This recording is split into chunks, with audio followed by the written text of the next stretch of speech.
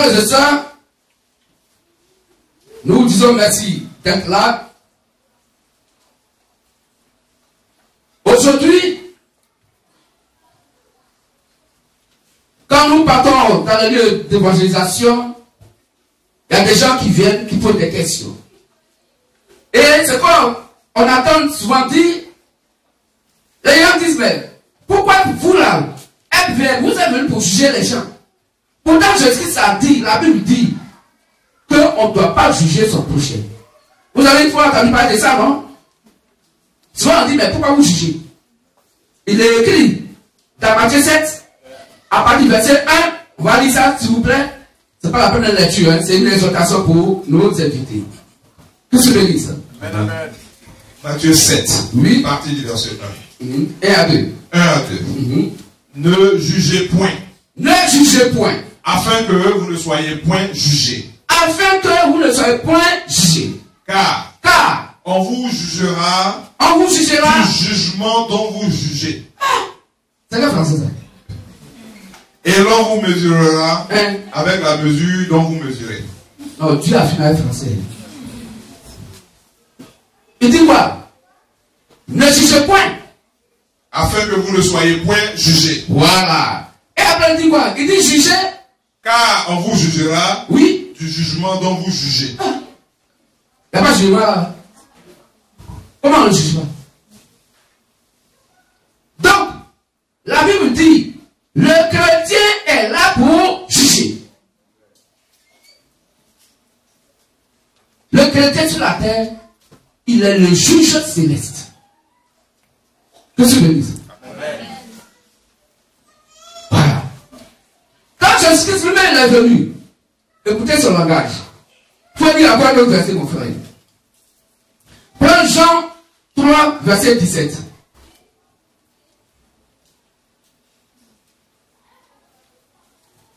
Jean 3, verset 17. Dieu, en effet, n'a pas envoyé son Fils dans le monde pour qu'il juge le monde. Bon, d'accord. Donc, le Fils doit respecter ce que son papa a dit. Nous sommes d'accord. Continue un peu. Mais, pour que le monde soit sauvé par lui. Voilà. Voici le verset sur lequel le monde religieux s'appuie pour dire que il a dit qu'on ne doit pas juger celui. Dans le christianisme. Qu'est-ce que tu veux dire ça? Amen. Qu'est-ce que tu veux dire ça? Amen. Prends, frère, Jean 5, 22, 24. On va lire. Jean 5, 22, 24. Il a bien dit que le Fils ne doit pas juger. Ou bien? Oui. Que le Père l'a envoyé, pas pour qu'il juge le monde, mais pour que le monde soit sauvé par lui. Il vient sur la terre, qu'est-ce qu'il fait? Il peut dire, frère. Le Père ne juge personne. Ah! Donc, on comprend que le Père ne juge personne. Mais il a remis tout jugement au Fils. Il a fait quoi? Il a remis tout jugement au Fils. Donc, le Fils doit faire quoi? Est-ce qu'on peut accabler le véritable Dieu?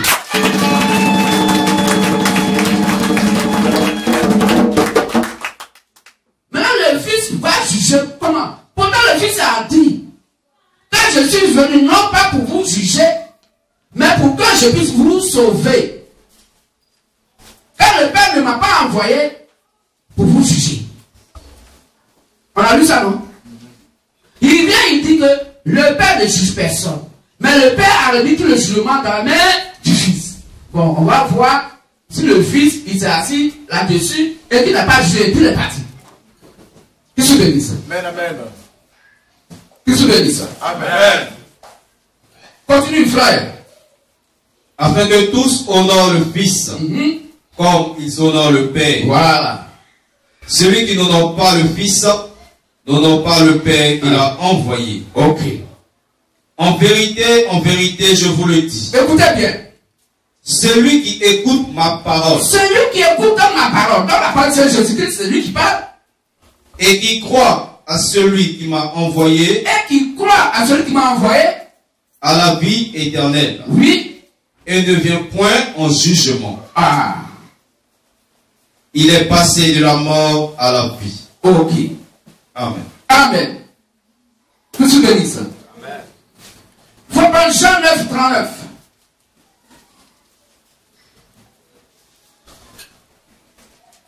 Et le frère va prendre Jean 12. Jean 9. Jean 12, 31. Jean 9, 39. Puis Jésus dit. Oui. Je suis venu dans ce monde pour un jugement. Ah! Est-ce que vous suivez bien? Je suis venu dans ce monde pour un jugement. Le même il a dit que le Père ne m'a envoyé pas pour vous juger, mais pour que vous soyez sauvés. Il vient, il dit, je suis venu dans ce monde pour un jugement. Continue, frère. Pour que ceux qui ne voient point, voient. Puissent voir. Et que oui, ceux qui voient, oui, deviennent aveugles. Hein? Quel jugement? Il est venu pour que ceux qui voient soient aveugles. Et ceux qui ne voient pas, voient. Que se bénisse.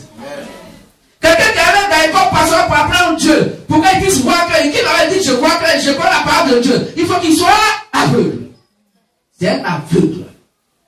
Mais, Christ enverra lui-même ses propres prophètes, sur l'Éphésiens 2, 19 à 20, vous êtes édifiés sur le fondement posé par les apôtres et les prophètes, Jésus-Christ étant la pierre angulaire.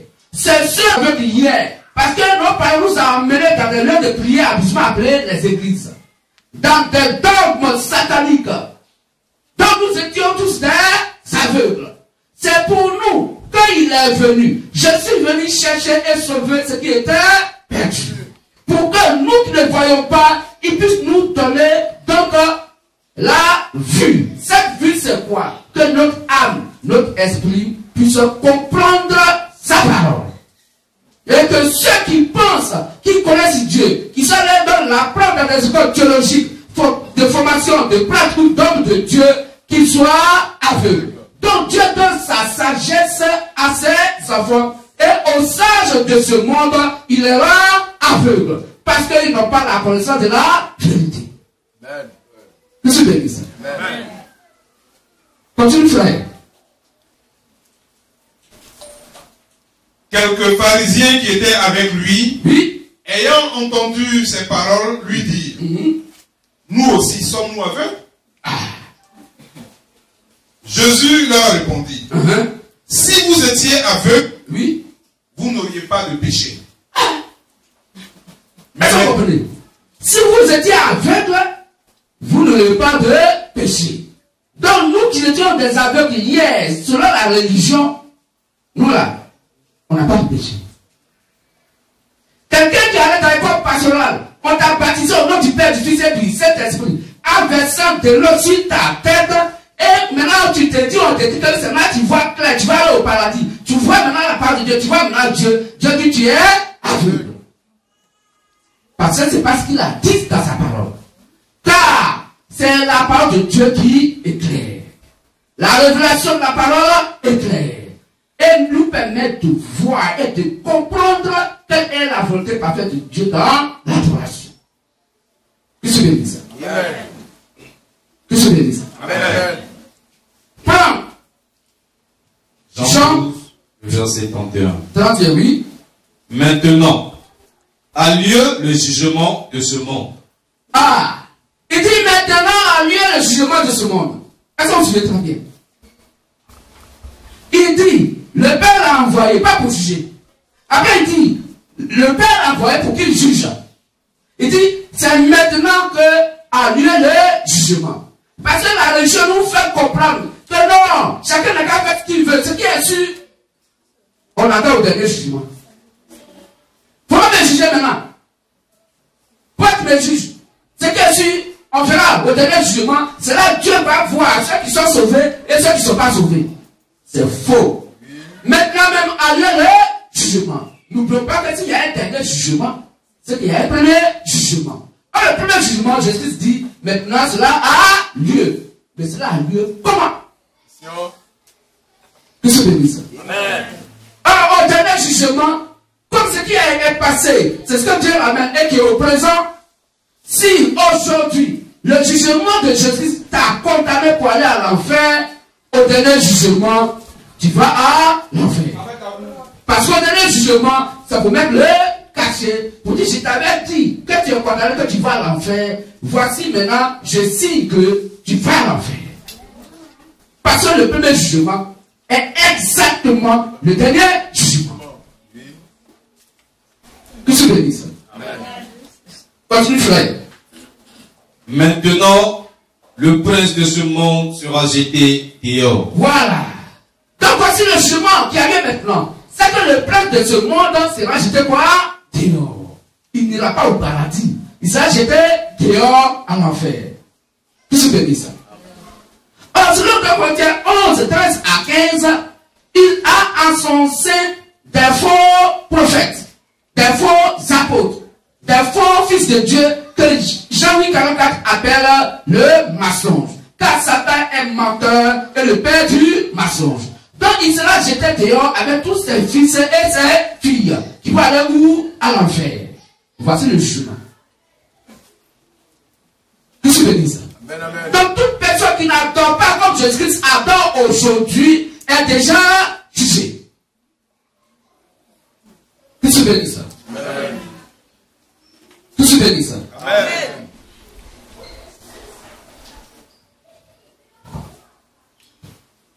Prends au verset 48.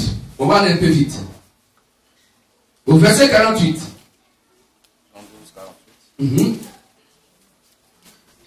Au verset 48. Jean 12, le verset 48. Oui. Celui qui me rejette, oui, et qui ne reçoit pas des paroles à son juge. Ok. La parole que j'ai annoncée, c'est elle qui le jugera au dernier jour. Dans son dernier jour, il a annoncé la parole. Il dit maintenant, pour moi je dis, je parle. Le jugement a commencé. Donc c'est ce que Jésus a prêché. C'est ça qui va juger toutes les âmes au dernier jugement, au dernier jour. Qu'est-ce que je dis ça? Maintenant, comment je dis donc juge aujourd'hui? Quel est l'instrument par lequel il juge aujourd'hui? Qu'est-ce que je dis ça? Prenons Luc 10, 16. Et le voit Jean 17, 18 à 20. Pour qu'on comprenne comment le jugement arrive. Luc 10, au verset 16. Oui. C'est lui qui vous écoute, m'écoute. Donc Jésus-Christ dit, celui qui écoute ses premiers disciples appelés les apôtres, l'écoute lui-même. Et celui qui vous rejette, me rejette. Et celui qui rejette donc Jésus le Christ, le rejette. Et celui qui me rejette, rejette celui qui m'a envoyé. Et celui qui rejette donc Jésus le Christ, rejette le Père qui l'a envoyé. Donc c'est clair. Voici le plan du salut. C'est le Jean 3,16 expliqué. Car Dieu a tant aimé le monde qu'il a envoyé son Fils unique, avec quiconque croit en lui ne périt pas, mais est la vie éternelle. Le Jean 14, verset 6, expliqué. Je suis le chemin, la vérité et la vie. Nul ne peut aller au Père que par moi. Qu'est-ce que je dis? Pour aller au paradis, voici le plan du salut. Le Père qui a envoyé le Fils, dans Matthieu 28, 19 à 20, a envoyé ses premiers disciples. Aller faire des nations, des disciples. Quand ils vont partir, ils vont apporter l'évangile qui est la bonne nouvelle. Le peuple qui va donc accepter cet évangile-là, alors que les apôtres ont prêché, alors sera sauvé. Parce que Christ, Jésus, est sauvé, parce que le Père étant sauvé. Est-ce qu'on comprend? Ça nous ramène à Timothée 4, verset 16. Dans le plan du salut, pour qu'on soit sauvé, c'est pas le jugement, l'évangile que Jésus a prêché. Il dit, c'est pas moi je vous juge, mais c'est les paroles que j'ai prononcées. La parole prononcée, je dis la parole parlée. La parole parlée s'appelle Jean 1:1, et cette parole s'appelle donc Romains 10, verset 17. Car la foi vient de ce qu'on entend, et ce qu'on entend vient de la parole de Christ. C'est cette parole de Christ qui est prêchée que la Bible appelle le jugement. Car c'est cette parole-là qui juge. Qu'est-ce que je dis? Il dit pour ses disciples que celui qui vous écoute m'écoute, et et écoute le Père qui m'a envoyé. Plonge Jean 17, 20. Comment donc le chemin se fait aujourd'hui? Rapidement. Jean 17, 18 à 20. Oui. Comme tu m'as envoyé dans le monde. Donc Jésus dit, comme le Père l'a envoyé dans le monde, je les ai aussi envoyés dans le monde. Je les ai aussi envoyés. Et je me sanctifie moi-même pour eux. Je me sanctifie moi-même pour mes disciples. Afin que eux aussi soient sanctifiés par la vérité. Pour que eux aussi, les premiers disciples de Jésus, appelés les apôtres, soient sanctifiés par la vérité. Ce n'est pas pour eux seulement que je prie. Il dit, c'est pas pour eux seulement que je prie. Mais encore. Pour ceux qui croiront en moi. Pour ceux qui croient en moi, Jésus-Christ. Par leur parole. Mais tout par eux, leur parole. Voici le plan du salut. Voici le plan du jugement qui a lieu maintenant. Comme il les a envoyés, eux, ils vont juger par la bonne nouvelle que le Saint-Esprit a prêché au travers d'eux. Est-ce qu'on comprend mieux? Comment le jugement se manifeste? Prenons Matthieu 7, 18 à 19. Prenons Galates 1, 6 à 9. Matthieu 7, 18 à 19. Prenons Galates 1, 6 à 9. Prenons 1 Jean 4, 4 à 6. Galates 1, 6 à 9. Oui, rapidement, s'il vous plaît. Je m'étonne que vous vous détourniez si promptement de celui qui vous a appelé par la grâce de Christ, oui, pour passer à un autre évangile. Voilà. Non pas qu'il y ait un autre évangile. Non pas qu'il y ait un autre évangile. Mais il y a des gens qui vous troublent. Il y a des gens qui vous trompent, ils vous troublent. Ils veulent renverser l'évangile de Christ. Ils veulent renverser l'évangile de Christ. Mais quand nous-mêmes, les apôtres, quand un ange du ciel, si un ange du ciel annoncerait un autre évangile, va prêcher un autre évangile, que celui que nous vous avons prêché, que celui que nous les apôtres on a prêché, qu'il soit anathème, qu'il soit condamné, qu'il soit maudit. Le jugement a lieu. Nous l'avons dit précédemment. Ils disent que c'est eux qui sont établis juges pour ce qui concerne la vie éternelle. Quiconque n'a pas le même évangile que les apôtres de Jésus ont prêché est déjà jugé, il est déjà condamné. Le premier jugement les condamne déjà. Le dernier jugement, c'est pour ouvrir la porte de l'enfer. Va à l'enfer. C'est clair. C'est eux qui jugent. Verset 9. Verset 9. Nous l'avons dit précédemment. Et on a dit cela précédemment. Et je le répète à cette heure. Oui. Si quelqu'un vous annonce un autre évangile que celui que vous avez reçu, qu'il soit anathème. Amen. Amen. Matthieu 7, 18 à 19. Donc, continue frère, tu peux lire. Un bon arbre ne peut porter de mauvais fruits.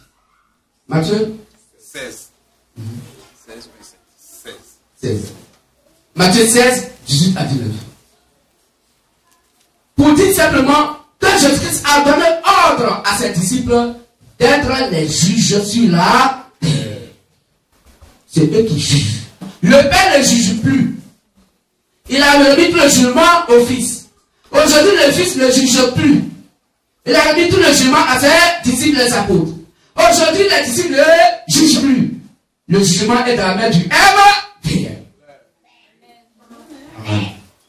Matthieu 16, 18 à 19. Oui. Et moi je te dis que tu es Pierre. Moi je te dis que tu es Pierre. Et sur cette pierre je bâtirai mon église. Voilà. Et que les portes du séjour des morts ne prévaudront point contre elle. Je te donnerai les clés du royaume des cieux. Donc c'est les disciples de Jésus-Christ qui ont désormais les clés du royaume des cieux. Jésus-Christ n'en a plus. Jésus-Christ ne peut plus sauver quelqu'un directement. On a lu ça dans Jean 17, frère. Continue, frère. Ce que tu liras sur la terre sera lié dans les cieux. Dans le jugement des apôtres, c'est qu'ils vont donc condamner sur la terre dans l'adoration. Jésus-Christ a condamné, dont le Père a condamné. Le jugement a lieu. Et ce que tu délieras sur la terre sera délié dans les cieux. Donc si les apôtres t'ont dit, mon frère, l'adoration que tu as, comme c'est exactement l'adoration que nous avons sur le Galates 1, 6 à 9, tu vas au paradis. Jésus n'a rien à dire. Le Père n'a rien à dire. Parce que le juge sur cette terre, c'était quoi les apôtres de Jésus-Christ. Le Père ne jugeait plus parce qu'il a remis le jugement donc au Fils. Aujourd'hui, le Fils ne juge plus. Il a remis le jugement aux apôtres. Que se bénisse.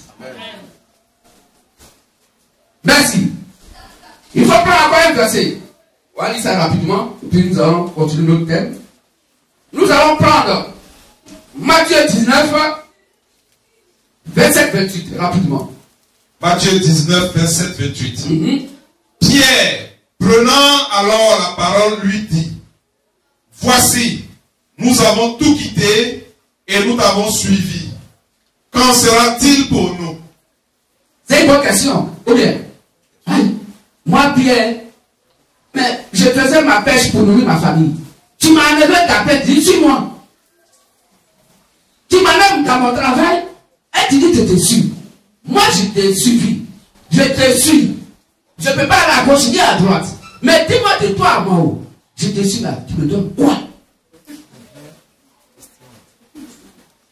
Jésus leur répondit. Jésus leur répondit. Je vous le dis en vérité. Je vous le dis en vérité. Quand le Fils de l'homme, oui, au renouvellement de toutes choses, au renouvellement de toutes choses. Or, si on doit renouveler toutes choses, c'est qu'avant toutes choses, elles n'étaient pas dans le plan divin de notre Dieu. C'était la volonté permissive de notre Dieu. Donc, au renouvellement de toutes choses. Au renouvellement de toutes choses, oui, sera assis sur le trône de sa gloire. Reprends doucement. Jésus leur répondit. Il a répondu. Je vous le dis en vérité. Voilà. Quand le Fils de l'homme, oui, au renouvellement de toutes choses, au renouvellement de toutes choses, sera assis sur le trône de sa gloire. Sur le trône de sa gloire. Vous qui m'avez suivi. Vous. Il dit vous. As-tu dit le nom de quelqu'un? Il dit vous. Mon frère, ma soeur, si tu fais parmi tes vous selon le plan divin de Dieu, c'est à toi que ce que Jésus vient de dire donc s'adresse ce matin.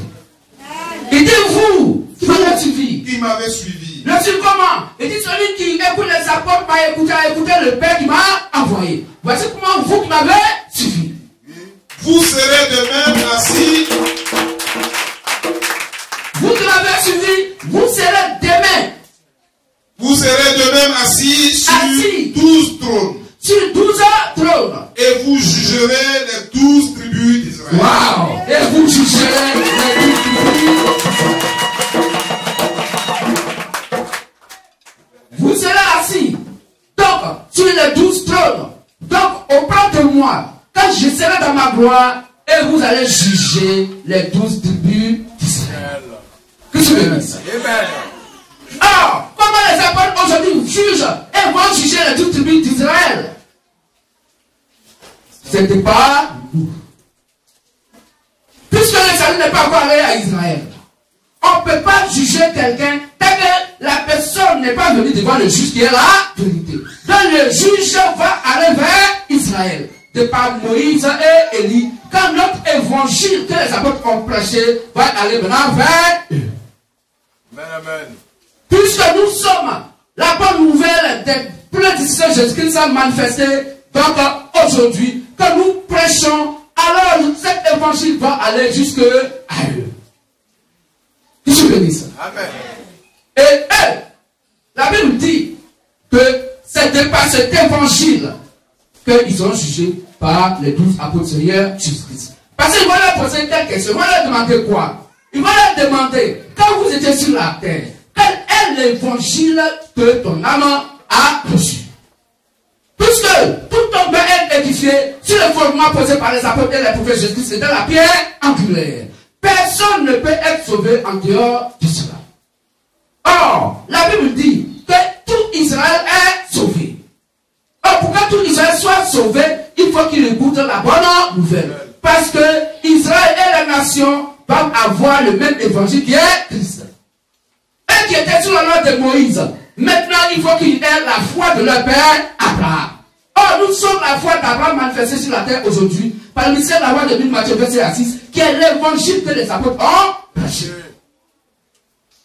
Est-ce qu'on comprend mieux? On peut accorder notre Dieu.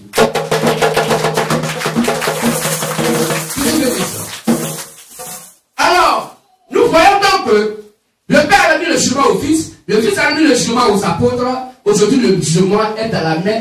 Donc, était dans la main hier des 7 actes de l'Église des nations. Le dernier qui jugeait donc le monde à cette époque du temps de la Odyssée, s'appelle William Marion Branham. Il est né en 1906, il est mort en 1965, et c'est son évangile du jugement qui court à cette heure. Mais puisque le jugement était déjà éteint dans le cœur des 10 vierges, nous, MVM, étant la voix donc qui crie au milieu de la nuit, nous venons pour juger le monde en réveillant simplement l'évangile que les 10 vierges avaient reçu, et on ne les juge pas, on réveille simplement l'évangile qu'ils ont reçu. Mais le monde est aujourd'hui jugé de par nous, le lycée de la voix de Matthieu verset 6. Qu'est-ce que je dis? À cause de la parole que nous avons prononcée. Est-ce qu'on comprend mieux? Alors, c'est la parole de Dieu qui juge. On va lire ça dans Hébreux 4, verset 12. C'est la parole de Dieu qui juge. Parce que d'autant diront, mais vous n'êtes pas les apôtres de Jésus-Christ, c'est eux qui jugent. Mais pourquoi vous jugez? La Bible dit que c'est la parole de Dieu qui juge. Hébreux 4, 12. Oui. Car la parole de Dieu est vivante et efficace, plus tranchante qu'une épée quelconque à 2 tranchants, pénétrante jusqu'à partager âme et esprit, oui, jointure et moelle. Elle juge les sentiments et les pensées du cœur. Amen. Amen. Donc c'est la parole de Dieu qui juge.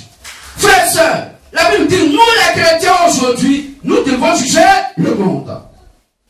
On va lire ce verset, prenons 1 Corinthiens 6, 1 à 4. 1 Corinthiens 6, 1 à 4. Et on va prendre le dernier verset.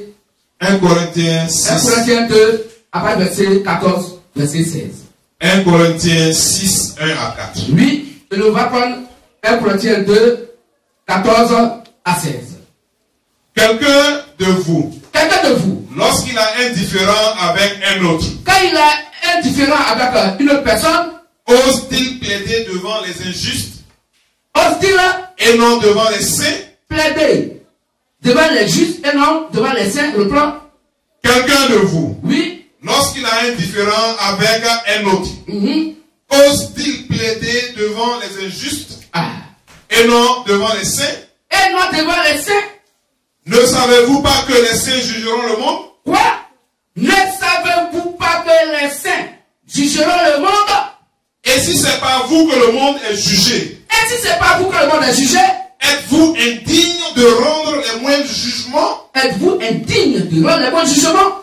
Ne savez-vous pas que oui, nous jugerons les anges? Ne savez-vous pas que nous les chrétiens, nous jugerons les anges?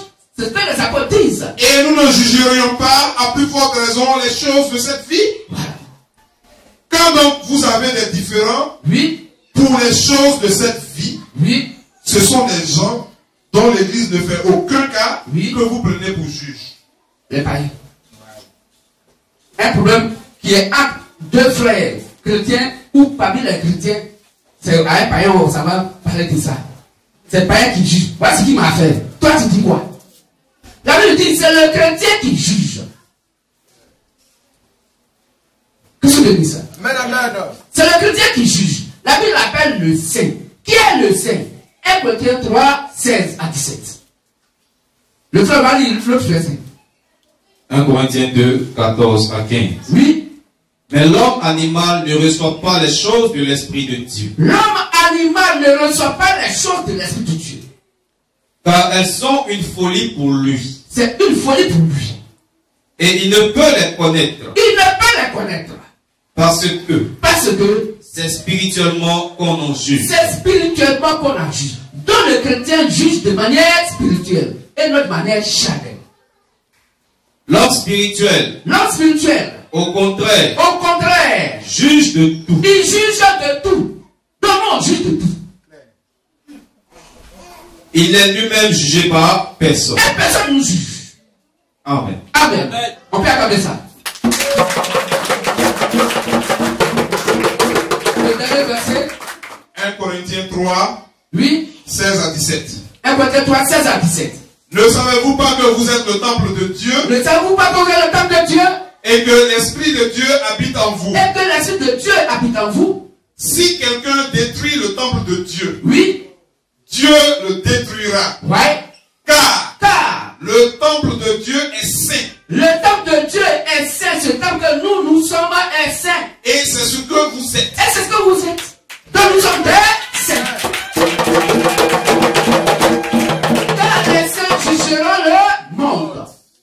Et le saint n'est jugé par personne. Et le jugement que nous tenons, c'est la parole de Christ. Donc Christ en nous juge le monde. Que je bénisse. On peut acclamer le détail de Dieu. Alors, pour cette exhortation, comme les gens, quand nous partons dans le lieu d'évangélisation, ils sont à côté et puis ils murmurent. Ils sont venus pour juger. Ils sont encore venus pour nous juger. Oui, on est venus pour vous juger. Dès que vos deux pieds sont sur la terre, on vous jugera. Que je bénisse.